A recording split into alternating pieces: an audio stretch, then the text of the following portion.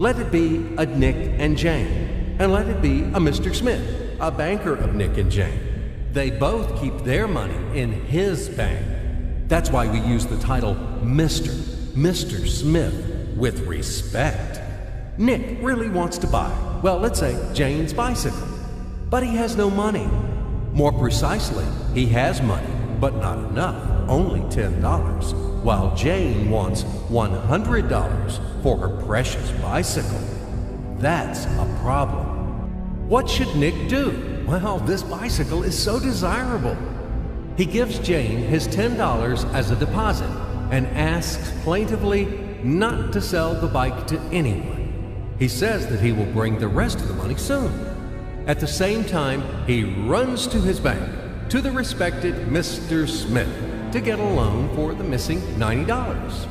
As ill luck, Mr. Smith has no money at this moment, but he knows perfectly about $10, which Nick gave to Jane. And where will Jane bring his money to? That's right, she will put these $10 in her lovely bank to the same Mr. Smith. Therefore, Mr. Smith asks Nick to come back tomorrow, in the hope that tomorrow he will get these $10. And everything happens this way. The next day, Jane brings $10 to the bank. The bank provides Nick these $10 on credit. Nick immediately gives them to Jane. She again puts them in a bank. The bank again provides Nick these $10 on credit, etc. As long as Nick the fool will gather enough money for the bicycle. Don't you get confused yet? Be patient, I told you.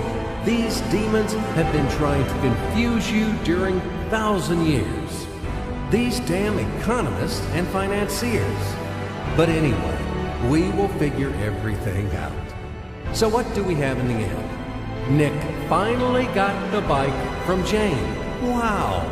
But at the same time, Nick owes $90 to the bank, Mr. Smith. And the bank, in its turn, owes $100 to Jane. In other words, those $10, which existed initially, have magically turned into $200, $190 of debts plus real $10. But these $10 would also turn into $1,000, even in $1 million or $1 billion, if Nick would make a more expensive purchase. In this case, our $10 would make the increasing number of its cycles, circuits from hands to hands. That's it. So, what happens in today's world? SOS!